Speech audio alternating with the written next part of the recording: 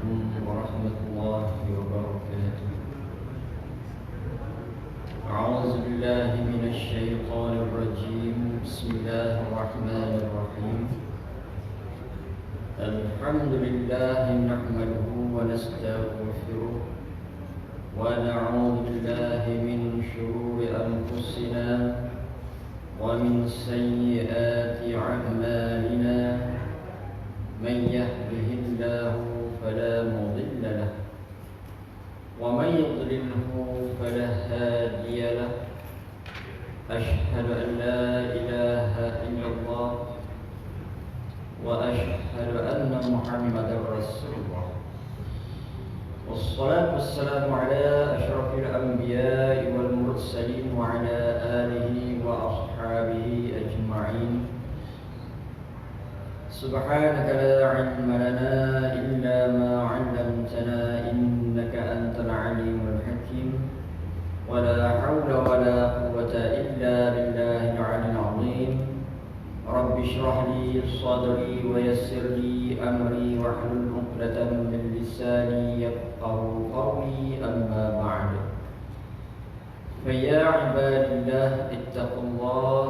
أوصيكم وإياي بتقوى الله فقد فاز المتقون. وأما بعد، Alhamdulillah, kita rafa'kan setinggi-tinggi pujian kehadirat Allah Subhanahu wa ta'ala, dan kita bersyukur kehadirat Allah Subhanahu wa ta'ala kerana dengan limpah kurnia, taufik dan hidayah Allah Subhanahu wa ta'ala dapat kita menyambung kembali kuliah kita menggunakan kitab Al-Kabair ataupun dosa-dosa besar yang disusun oleh Imam Al-Hafiz Muhammad bin Ahmad bin Uthman Al-Zahabi.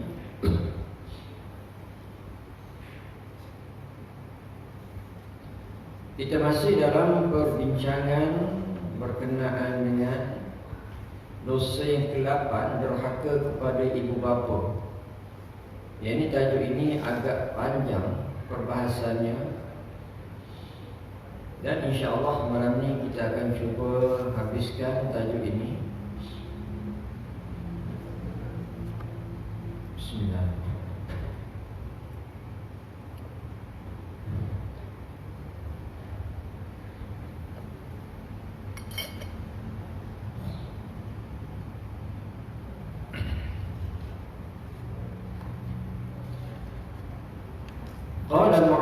قال المصنف رحمه الله ونفعنا بعلومه في الدارين آمين رب العالمين. Dosa yang ke-8, derhaka kepada ibu bapa. Ini pada tajuk sambungan sebuah nasihat. Ini sebuah nasihat. Nasihatnya dimulakan, wahai orang yang menyia-nyiakan hukum Allah. Menyia-nyiakan hukum Allah adalah merupakan satu dosa besar, dan di antara hukum Allah di dalam perbincangan kita ni adalah berbuat baik kepada ibu ayah ataupun ibu bapa berdasarkan kepada keterangan-keterangan Al-Quran, hadis Rasulullah sallallahu alaihi wasallam. Ini sebagai rujukannya menyuruh kepada kita sentiasa berbuat baik kepada ibu ayah. Dan sesiapa yang menyanggahi akan hukum berbuat baik kepada ibu ayah, sesungguhnya mereka sudah menyia-nyiakan hukum Allah. Mengapa engkau tergamak menderhakai kedua ibu bapamu? Di mana persoalan di sini, mengapa engkau tergamak menderhakai kedua ibu bapamu? Engkau telah merupakan kewajipanmu terhadap mereka, dan engkau merupakan juga balasan kederhakaanmu yang sedang menunggumu nanti di belakang hari. Yani kewajipan kita sebagai anak ditetapkan oleh Allah Subhanahu wa ta'ala melalui Al-Quran dan juga hadis Rasulullah SAW, yakni kewajipan untuk berbuat baik kepada ibu ayah. Walaupun sebegitu, ada setengah daripada kalangan manusia, yakni mereka melupakan akan tanggungjawab itu dan mereka derhaka kepada ibu ayah. Sedangkan derhaka kepada ibu ayah akan berhadapan dengan azab di hari akhirat kelak. Ini sudah dijanjikan oleh Allah Subhanahu wa taala dan juga disebut oleh Rasulullah sallallahu alaihi wasallam. Dan kerana itulah perbahasan kita ini diletakkan dosa besar yang ke-8, derhaka kepada ibu ayah. Tukarlah sikapmu segera dan berbuat baiklah kepada kedua ibu bapamu, kerana yang demikian itu adalah sudah menjadi ketetapan agama. Tukarlah sikap yang buruk itu, yakni kepada berbuat baik kepada ibu ayah sepanjang masa. Yang mana berbuat baik kepada ibu ayah itu adalah merupakan satu ketetapan yang ditetapkan oleh Allah Subhanahu wa taala yang ada di dalam Al-Quran hadis, yang mana Al-Quran hadis itulah sebagai tunjang kepada agama. Bukankah anda sudah mengakui hukum itu, tetapi mengapa anda masih suka melakukan kejahatan? Bukankah kita semua mengakui hukum wajib untuk berbuat baik kepada ibu ayah? Tetapi kenapakah ada di antara kalangan kita yang masih melanggar hukum berbuat baik kepada ibu ayah? Ianya adalah merupakan satu kederhakaan kepada Allah Subhanahu wa taala. Derhaka kepada Allah itu bermaksud maksiat, dan maksiat itu adalah merupakan najis maknawi. Dia adalah merupakan satu kotoran yang tidak nampak seperti najis yang berbentuk aini ataupun zati, tetapi dia adalah merupakan menajisi jiwa kita. Dan hari akhirat kelak ianya adalah merupakan satu dosa yang besar yang Allah Subhanahu wa taala akan azab bagi mereka yang menderhakai ibu ayah. Ini balasan daripada maksiat kepada Allah. Maksiat kepada Allah di sini di atas menanggari hukum ketetapan Allah yang Allah Ta'ala tetapkan agar berbuat baik kepada ibu ayah. Sesiapa yang melanggar hak ibu ayah untuk dibuat baik kepada mereka bermakna melanggar hukum Allah Subhanahu wa ta'ala. Ini adalah merupakan satu kejahatan. Anda mengharapkan menghuni syurga, padahal syurga itu ada di bawah telapak kaki ibu. Semua kita berhajat, menginginkan, mengidamkan untuk jadi penghuni syurga. Syurga ni satu tempat yang tidak ada kesusahan. Syurga ni satu tempat yang tidak ada penderitaan. Syurga ni satu tempat yang indah, yang bahagia, yang gembira, tidak ada waktu yang duka. Walaupun sebegitu, nak masuk syurga ni mesti mengikut perintah Allah dan meninggalkan segala larangan Allah Subhanahu wa ta'ala. Dan di antara perintah Allahnya berbuat baik kepada ibu ayah. Jadi setiap perintah Allah itu wajib untuk kita patuhi. Setiap larangan Allah wajib untuk kita jauhi. Sesiapa yang melanggar larangan Allah, di mana dia berhadapan dengan kemurkaan Allah, dan kemurkaan Allah natijahnya adalah balasan neraka yang Allah Subhanahu wa ta'ala sediakan kepada orang derhaka kepadanya. Sedangkan neraka ni tempat yang azab. Tidak ada sesaat pun ahli neraka akan merasai kegembiraan. Tak ada satu saat ahli neraka akan merasai kesukaan. Tidak ada.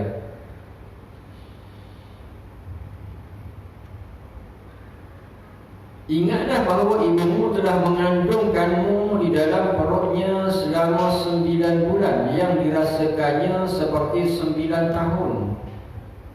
Yang mana jasa ibu yang utama, yang paling besarnya mengandung seorang anak, mengandungkan kita selama 9 bulan.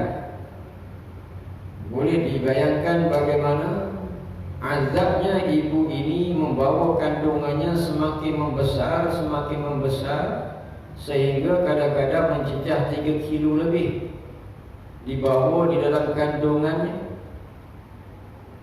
nak tidur mesti bawa kandungannya, nak mengemas rumah, nak memasak, nak membasuh. Kadang-kadang ada ibu yang bekerja, nak bekerja 8 jam, 9 jam satu hari, nak naik kenderaan, nak naik bas, nak naik kereta, kadang naik motor dengan suami, bawa kandungannya semakin membesar sehingga sampai 3 kilo lebih. Bayangkan macam mana rasanya, azabnya ibu yang mengandung seorang bayi, seorang manusia, yakni kita. Itu adalah merupakan satu jasa yang memang tak boleh nak diganti, satu jasa yang tidak boleh dibayar ganti dengan jasa itu, memang tak boleh ganti. Dan selepas daripada itu, ibu tu melahirkan sang anak, yang mana saat melahirkan anak itu di antara hidup dan mati. Ada orang yang ketetapan daripada azalinya dia akan mati dengan sebab mengandung, dengan sebab melahirkan anak, yang mana melahirkan anak itu adalah merupakan satu penderitaan. Masa mengandung pun menderita, kadang tumpah darah, blood, dipanggil bleeding, bleeding ya, bleeding. Ini bleeding, maknanya tumpah darah. Dan kalau tumpah darah, dia terpaksa berbantang, kena makan ubat. Kadang ubat itu menyebabkan dia rasa meloya dan macam-macam. Hanya apa? Kerana untuk mempertahankan bayi itu agar tidak gugur sayangnya ibu. Dan kalau nasib tidak baik, makna itulah saat melahirkan, makna dalam keadaan bleeding tidak akan melahirkan anak. Dan mungkin itulah saat si bayi itu tidak hidup. Itu maknanya dia akan membesar dari dalam perut rahim ibunya sampai 9 bulan. Dan selepas itu akan bersalin. Masa bersalin itu azab yang memang tak boleh nak digambarkan. Azab, tanyalah isteri kita, tanyalah ibu macam mana azabnya antara hidup dan mati. Kemudian anda telah disusuinya dengan air susu teteknya sehingga terkantuk-kantuk dibuat olehmu. Dan selepas itu bagaimana si anak itu dengan kasih sayang yang Allah Subhanahu Wa Taala letakkan di dalam diri ibu itu menyusukan anaknya. Kadang-kadang tak cukup tidur. Apabila si bayi itu kena sakit, ibu tak cukup tidur, malam tak tidur. Dan kalau lapar, bangun ibu menyusukan anak, di mana itu adalah merupakan penderitaan.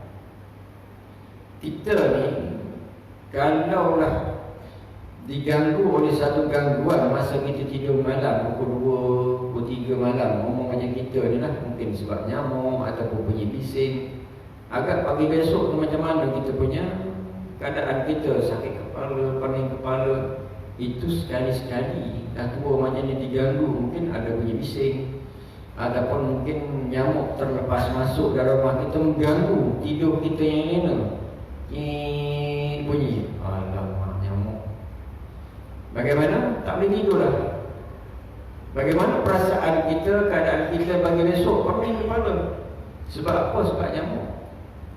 Itu kalau bayi, apakah sekali saja?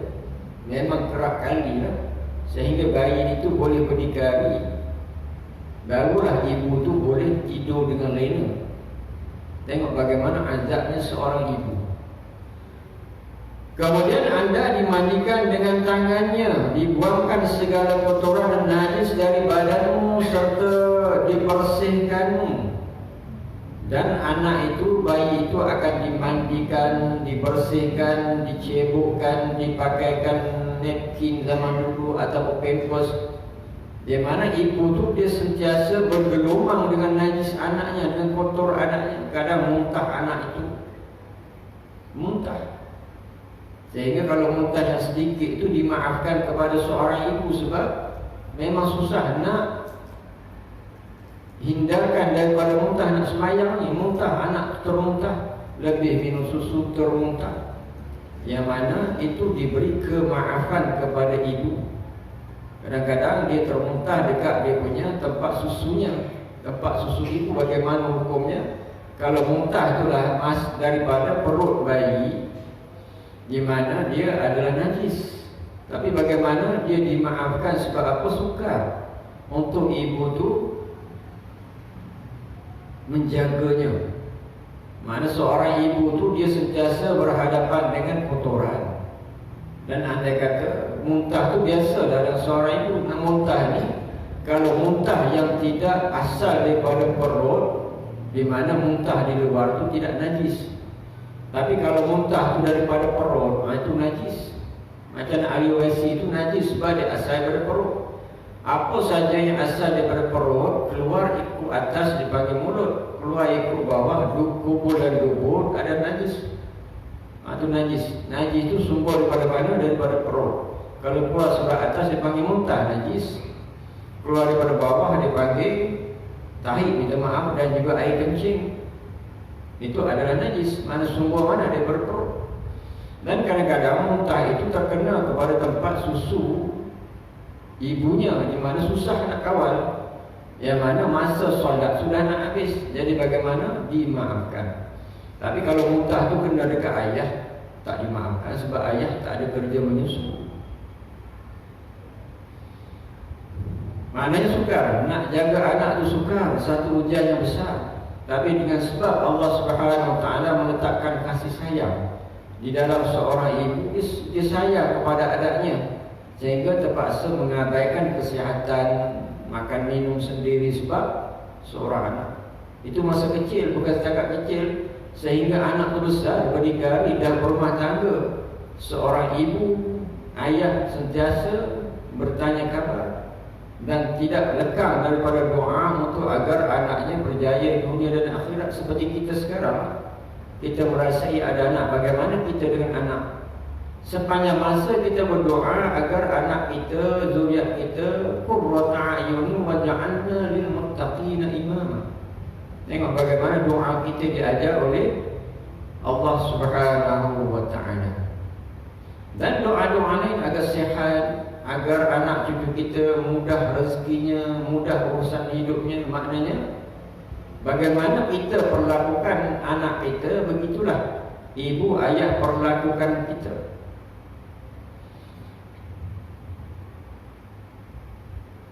Anda diberi makan minum, lalu dibuaikanmu dalam ayunan. Anda dijaga dengan kebaikan dan pemeliharaan.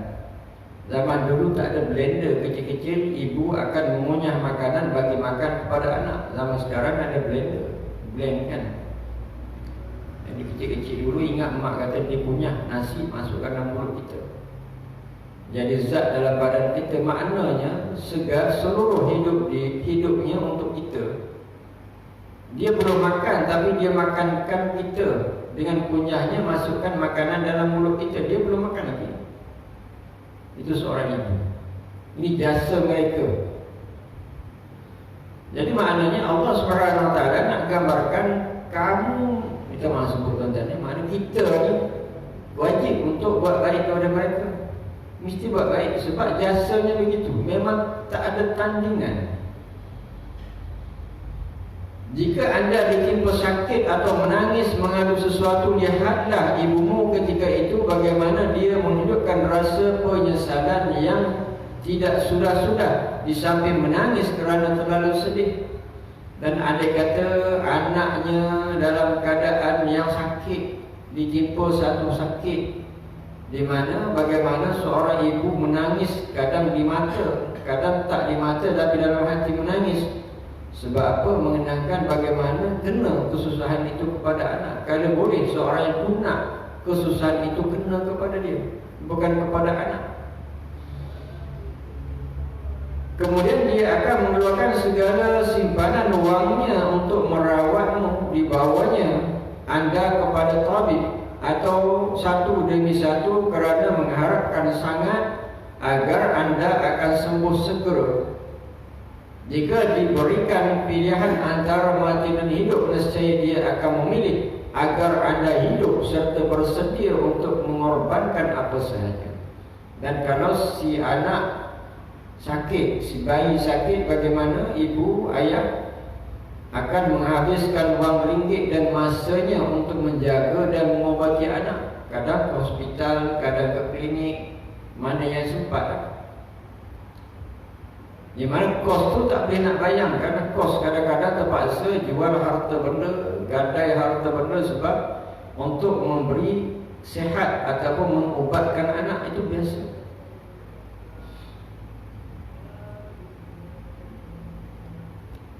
Ada satu orang, dia cerita anaknya kena jatuh, anaknya jatuh, lepas tu ingat biasa, pokoknya lama-lama dia sesak nafas. Lepas tu pergi X-ray, rupanya tulang rusuknya dah tercucuk dia punya baru-baru. Jadi semasa jatuh tu, ingatkan tak ada apa dah, kanak-kanak pun dah besar lah, dalam darjah 6 begitu. Lepas tu dah sampai 2-3 tahun selepas tu dia sesak nafas. Dan apabila pergi X-ray, memang dia punya tulangnya dah kena, dia punya bahagian paru-paru. Jadi bagaimana, kena buat operation, potong tulang tu. Berapa kosnya? Banyak lah, dia kata banyak, 10,000. Habis duit tabung. Tapi sebab apa? Sebab nasuhan nasihat. 2 kali operation kata dia. Jadi bagaimana, apa dia punya hubung kaitnya? Seorang ayah, seorang ibu akan sanggup menghabiskan harta untuk anak. Macam mana kita buat untuk anak kita, begitulah ibu ayah buat untuk kita. Memang itu realiti begitu.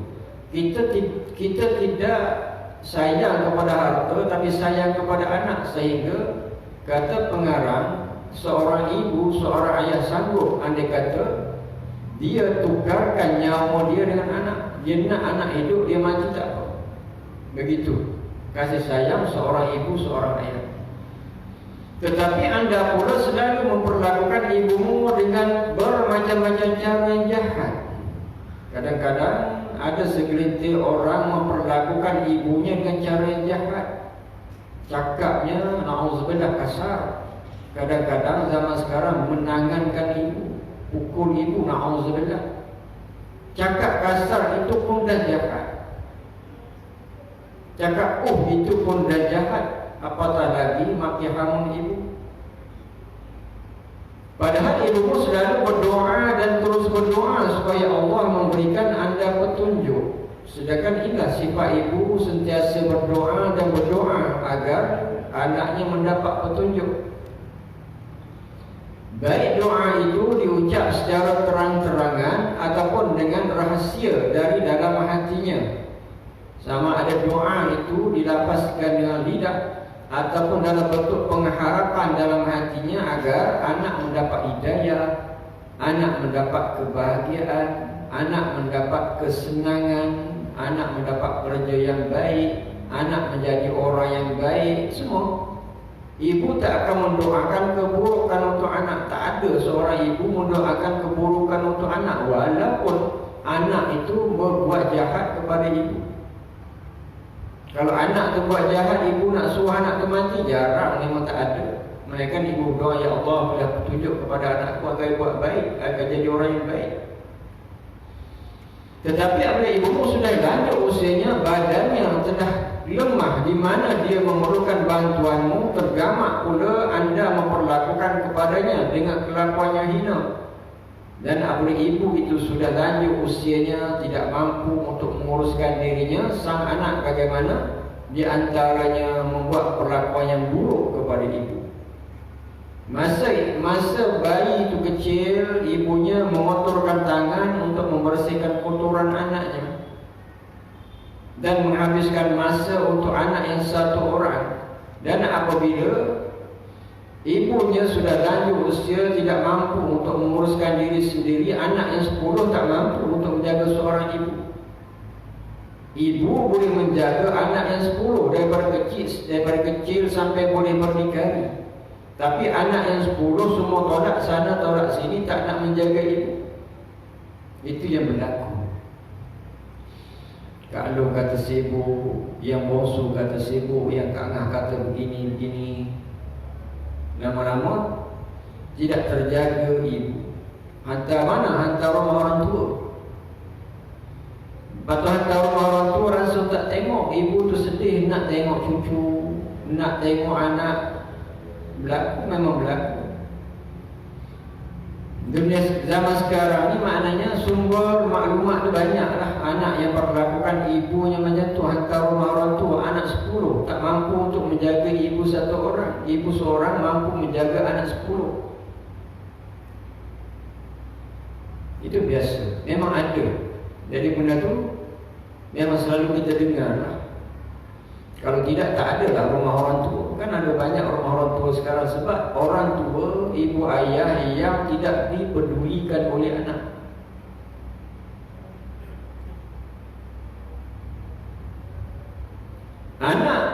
Anak-anak beranak makan hingga kenyang, padahal ibumu tinggal sendirian dalam.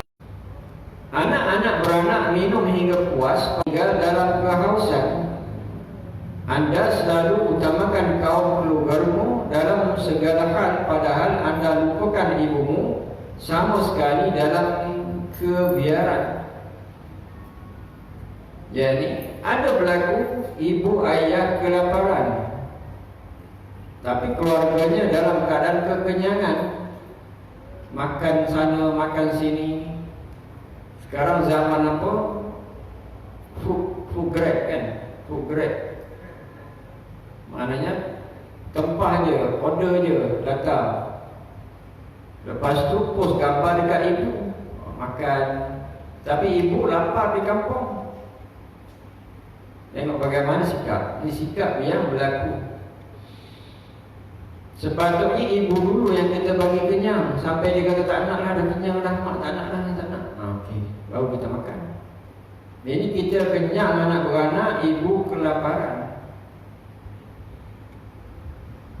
Anda menganggap perkaranya berat atas dirimu, padahal perkaranya mudah sekali. Anda menjangka umurnya masih panjang, padahal umurnya yang tinggal sedikit sekali. Anak-anak akan menganggap menjaga ibu itu berat, perkara yang sukar, menyusahkan. Bukan sedikit anak yang meromot sama-sama adik-beradiknya sebab susah. Susahlah bila nak mati orang tua tu. Tak sikit ada macam tu. Ada ramai orang, anak-anak meromot minta ibu ayahnya mati. Susah nak kata lah, orang tua ni tak mati-mati. Ada yang macam tu. Padahal masa kecil bagi ibu tu senang sahaja, tak pernah minta agar anaknya mati.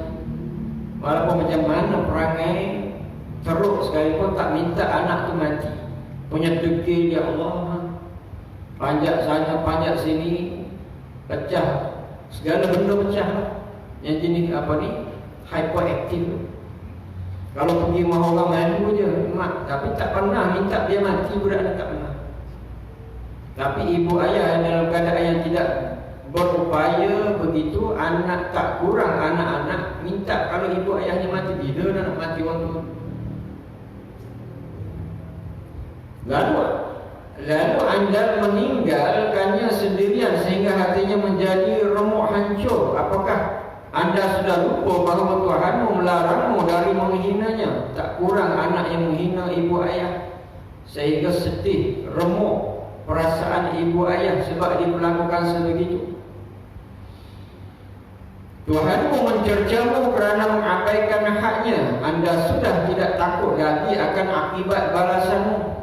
Kata pengarang, tidak takut lagikah wahai anak yang derhaka kepada azab Allah? Sedangkan azab Allah itu adalah amat dahsyat sekali.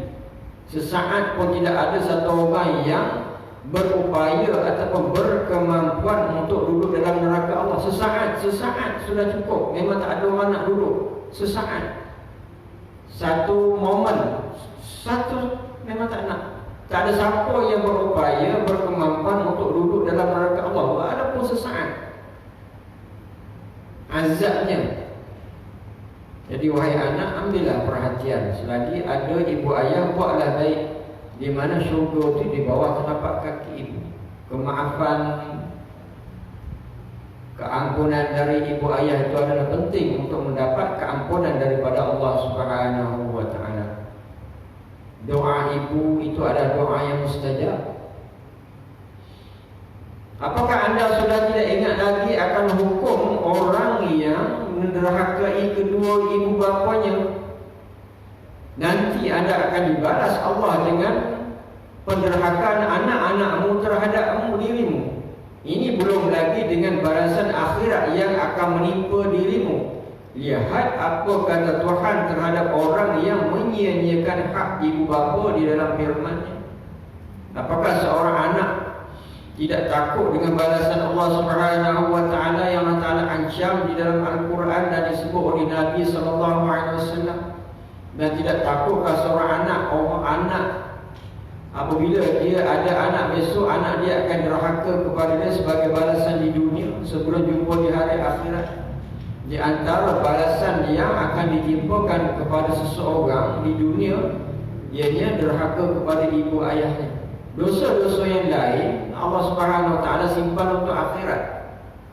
Walaupun sebegitu, di antara dosa derhaka kepada ibu akan dibalas di dunia dan akhirat pun akan dibalas. Maknanya Allah Subhanahu wa taala amat memberi perhatian kepada keberadaan ibu ayah itu. Tidak sekali pun Allah Subhanahu wa taala akan biarkan seorang anak derhaka kepada ibunya. Lebih-lebih lagi ibunya dan juga termasuk ayahnya. Lihat apa kata Tuhan terhadap orang yang menyia-nyiakan hak ibu bapa di dalam firman-Nya. Dzalika bima qaddamat yadak wa anna Allah laisa bidhallamin lil 'abid. Al-Hajj ayat 10, yang bermaksud yang demikian itu adalah disebabkan perbuatan yang dikerjakan oleh kedua tanganmu dahulu, dan sesungguhnya Tuhan sekali-kali bukanlah penganiaya terhadap hamba-hambanya. Ini masuk neraka itu adalah merupakan dengan sebab kezaliman diri sendiri. Kezaliman ini kan ada dua. Satu, kezaliman terhadap Allah yang syirik kepada Allah. Yang kedua, kezaliman terhadap makhluk Allah, ini manusia lah. Termasuk ibu itu adalah merupakan seseorang derhaka kepada ibu ayah, satu kezaliman. Dan kezaliman itu akan berhadapan dengan azab Allah. Kezaliman yang ketiga, kezaliman kepada diri sendiri. Apabila kita melakukan dosa, tidak sembahyang, berjudi dan sebagainya, itu adalah merupakan kezaliman. Ketiga kezaliman itu akan berhadapan dengan neraka Allah. Satu, kezaliman yang pertama, zalim kepada Allah, syirik kepada Allah. Allah Subhanahu wa taala tidak terjejas apapun, tapi itu adalah merupakan bentuk kezaliman apabila seorang tersyirik kepada Allah Subhanahu wa taala. Yang kedua, zalim kepada manusia, zalim kepada ibu ayah, di mana kesannya seorang itu akan masuk neraka. Yang ketiga, zalim kepada diri sendiri apabila melakukan dosa. Lakukan dosa, minum arak, tidak salat, tidak tunaikan haji bagi yang mampu, mengambil riba dan sebagainya. Itu adalah merupakan satu dosa. Dosa itu adalah satu kezaliman kepada diri. Dengan sebab dosa itu, seorang itu mencampakkan diri dalam neraka. Ini adalah sebut oleh Allah Subhanahu wa taala, dzalika bima qaddamat yadak. Dan demikian itu adalah disebabkan perbuatan yang dikerjakan oleh kedua tanganmu dahulu. Kenapa masuk neraka? Sebab perbuatan diri sendiri. Kenapa seorang itu diazab oleh Allah? Sebab perbuatan dia. Dia pilih untuk melakukan kejahatan itu. Dia pilih untuk melakukan maksiat itu. Jadi Allah Subhanahu wa taala tak berkehendak semanusia untuk melakukan kezaliman. Apakah Allah Taala tak tahu? Allah Taala tahu. Ilmu Allah itu dia inkisyaf, maknanya tidak ada batas ilmu Allah. Allah Taala tahu seseorang itu nak melakukan apa saja.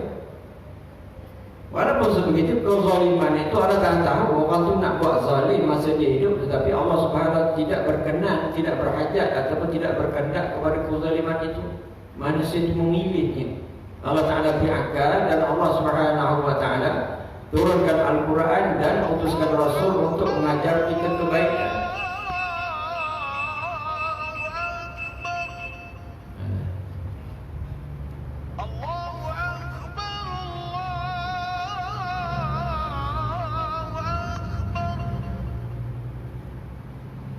أشهد أن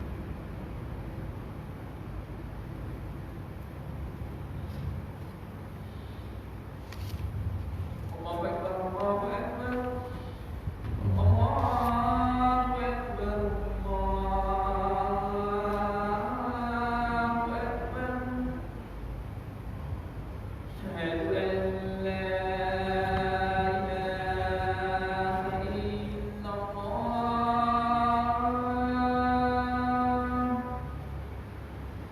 أشهد أن لا إله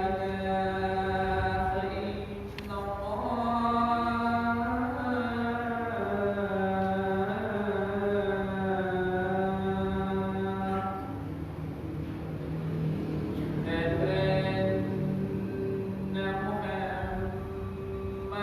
الله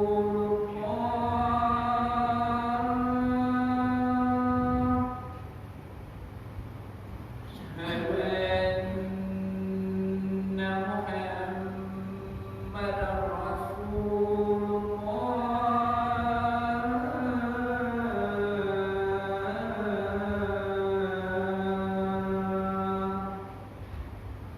حي على الصلاة حي على الصلاة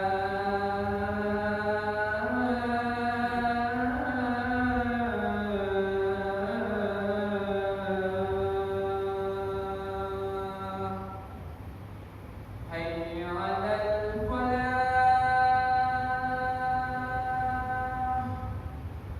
حي على الفلاح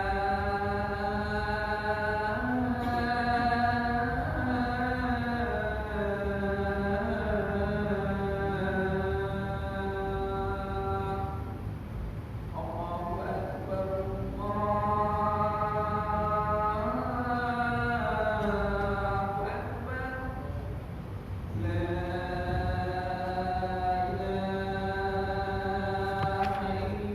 الله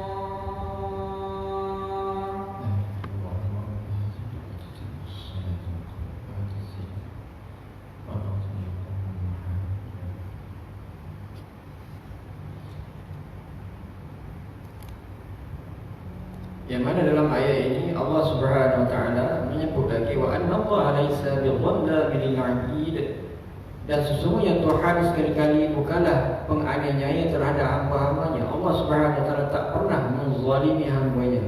Kezaliman itu kenapa dia dimasukkan neraka? Dengan sebab dia sendiri yang pilih. Maksiat dia lakukan, di antara maksiatnya adalah buat dosa ataupun menzalimi, menderhaka kepada ibu ayah. Itu adalah merupakan maksiat. Sedangkan dia boleh pilih untuk buat baik kepada ibu ayah, tapi dia memilih untuk buat derhaka, mana dia boleh pilih. Allah Subhanahu wa taala jadikan akal kita untuk memilih yang baik dan buruk, dan Allah Taala turunkan Al-Quran dan mengutuskan Rasul untuk membimbing ke semua itu agar seseorang itu tidak memilih jalan ke neraka, tapi sebab dia pilih. Oleh kerana itulah Allah Taala sebut wa anna Allah laisa billabil 'abid, dan sesungguhnya Tuhan sekali-kali bukanlah penganiaya terhadap hamba-Nya. Masuk seorang dalam neraka bukan sebab Allah Taala nyayang. Kalau disemak balik, dilihat balik dia punya suratan amalannya, bagaimana dia yang buat. Sedangkan dah beri akal, diutuskan Rasul, diturunkan Al-Quran, tapi memilih jalan untuk ke neraka Allah. Dan kita sebutkan tadi, satu saat pun tak ada siapa yang mampu untuk duduk dalam neraka Allah. Walau satu saat azabnya. Marilah kita membetulkan diri kita untuk mengingati kedua ibu bapa kita serta menghormatinya. Di sini ada cerita Al-Qamah. Jadi tuan biasa dengar ni cerita Al-Qamah ni, kita ambil kesimpulan ataupun kita berujuk mana-mana. Cerita Al-Qamah ni kita nak ambil kesimpulan, khulasah, conclusionnya apa? Dosa kepada kedua ibu bapa ini memang banyak tersebar cerita-ceritanya dalam masyarakat kita hari ini, dan ia terkira dosa yang besar di mana Tuhan tidak mengerelakan orang yang melakukannya. Pengarang telah membicarakan dalam semua aspek mengenai dosa ini yang kiranya tidak perlulah untuk diulangi lagi di sini. Di mananya penterjemah ni mengatakan, jadi banyak tersebar di media-media dalam masyarakat kita ni, anak-anak yang derhaka kepada ibu ayah memang tidak ternafi. Boleh katakan kalau kita selalu baca, memang banyak cerita-cerita yang anak derhaka, menzalimi, kadang sampai membunuh pada ibu ayahnya. Ini berlaku. Ada satu orang cerita, dia berebut tanah, kata abangnya berebut tak nak balik kalau tanah tu tak beri kepada dia. Berebut tak nak balik, derhakanya, sehingga mak tu mengalah beri kepada abangnya sebab suruh nak balik. Dahsyatnya seorang anak. Cuma merebaknya maksiat ini tidak saja menimpa orang-orang jahil akan hukum Allah yang barangkali latar belakang pelajaran yang bersifat sekular, tidak berbau agama, namun orang yang cukup kenal akan hukum hakam agama, malah orang yang mengajar hukum agama pun turut terlibat di dalam maksiat ini, sama ada dengan sengaja atau tidak sengaja. Dari itu hendaklah kita sentiasa mengawasi diri kita dari bahaya angkara yang berat ini. Orang jahil itu mungkin tak tahu hukum. Dia ingat mak ayah tu macam kawan-kawan aja, boleh kasar-kasar. Ni orang yang ada agama, tahu hukum, tak kurang derhaka kepada ibu ayah. Na'udzubillah. Sepatutnya orang yang ada agama, yang tahu hukum hakam sebagai contoh, sebab mereka tu pewaris ilmu daripada Rasulullah. Al-ulama warasatul anbiya. Tiba-tiba mereka tu sama juga perilakunya seperti orang jahil, derhaka kepada ibu ayah. Na'udzubillah. Dalam masyarakat kita hari ini, betapa banyak manusia yang sama karakternya dengan Al-Qamah yang disebutkan ceritanya yang sebelum tu lah. Saya tak baca panjang ceritanya, tetapi ada rujuk di mana-mana bacaan Al-Qamah ni, sebab saya nak habiskan dia punya tajuk ini lah. Kalau tidak, bulan depan lagi pula. Panjang sangat. Jadi tuan-tuan boleh baca rujuk mana-mana Al-Qamah. Kita biasa dengar lah cerita Al-Qamah ni. Ataupun kalau tuan berkemampuan, bolehlah beli kitab ni. Dalam 50-60 ringgit lah kitab ni. Dosa-dosa besar. Orang yang selalu tunduk di bawah telunjuk isteri yang bersifat kejam atau tidak berperi kemanusiaan terhadap ibu mertua atau bapa mertuanya sendiri. Kadang-kadang seorang anak mengikut telunjuk isterinya, membawa kepada derhaka kepada ibunya. Dia takut kepada isterinya, ikut telunjuk isterinya, di mana dia turut menderhaka ibunya sendiri pun tak kurang juga yang macam tu. Ini na'udzubillah, takut kepada isteri. Ini betul-betul suami misali takut pada isteri. Dengan isteri itu kita hormat, kita sayang, bukan kita takut.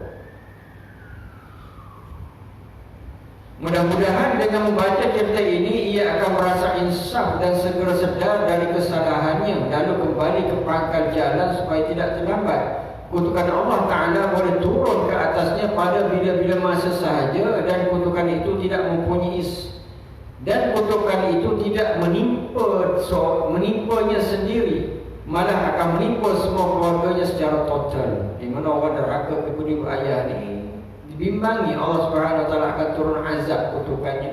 Tak timpa dia, akan timpa semua orang dalam keluarganya. Na'udzubillah.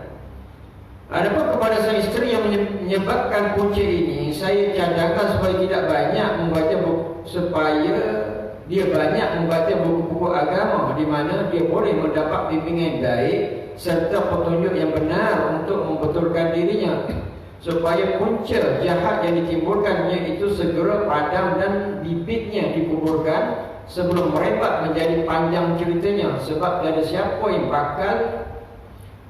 tiada siapa yang bakal menerima faedahnya melainkan dirinya sendiri. Maknanya kepada isteri yang tidak suka kepada ibu mertua sehingga suami itu derhaka kepada ibunya ataupun ayahnya, hendaklah insaflah belajarlah agama.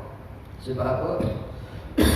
Seorang isteri atau menantu yang derhaka kepada ibu ayah mertuanya adalah dosa juga.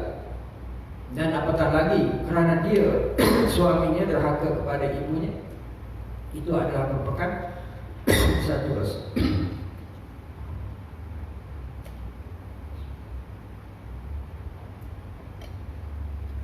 Mudah-mudahan apa yang kita kongsikan dapatlah manfaat kepada kita. A'udzubillahi minasyaitonirrajim. Bismillahirrahmanirrahim. Alhamdulillahirabbil alamin. Allahumma arinal haqqa haqqan warzuqna ittiba'ah وأرنا الباطل باطلا وارزقنا اجتنابه اللهم انفعنا بما علمتنا واجعلنا من عبادك الصالحين صلى الله على سيدنا محمد وعلى آله وصحبه وسلم والحمد لله رب العالمين أقول قولي هذا وأستغفر الله العظيم لي ولكم ولسائر المسلمين والمسلمات فاستغفروه إنه هو الغفور الرحيم السلام عليكم ورحمة الله وبركاته.